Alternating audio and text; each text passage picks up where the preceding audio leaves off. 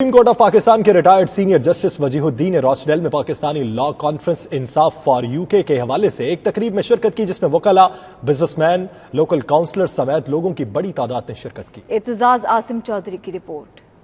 Supreme court of Pakistan کے retired senior justice وجیہ الدین آج کل برطانیہ کے دورے پر ہیں، جس کا مقصد اوورسیز پاکستانیوں سے ملاقات کر کے ان کے مسائل کو حل کرنے میں قانونی معاونت فراہم کرنا ہے۔ اسی سلسلے میں راسڈیل میں پاکستان لا کانفرنس انصاف فار یو کے حوالے سے تقریب منعقد ہوئی، جہاں انصاف فار یو مہم بھی لانچ کی گئی۔ تقریب میں deputy mayor Rochdale councillor Asim Rashid, councillor Sultan Ali, Parvez Alam, Muhammad Zahid سمیت لوگوں کی بڑی تعداد شریک ہوئی۔ اس موقع پر ریٹائرڈ جسٹس وجیہ الدین کا کہنا تھا کہ پاکستان میں 75,000 لوگوں کے لیے ایک جج مقرر کیا گیا ہے۔ عدلیہ کے نظام میں فوری سے پیشتر اصلاحات ہونی چاہیے۔ کرمنل کیسز اور خاص طور پر کیپٹل پنشمنٹ والے کیسز بہت سارے پینڈنگ میں ہیں، عرصہ دراز ہو گیا پینڈنگ میں ہیں، اس کے لیے کیا ہے؟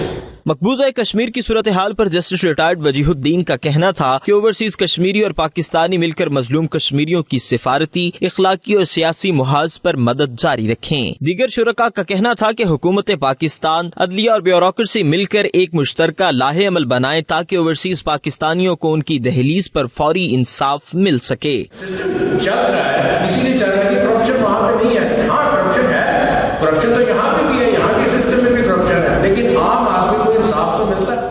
آخر میں ریٹائرڈ جسٹس وجیہ الدین کو انصاف فار یو کی جانب سے ایوارڈ بھی دیا گیا۔ کیمرہ ٹیم کے ہمراہ اعتزاز عاصم چودھری، 92 نیوز، راسڈیل، مانچسٹر۔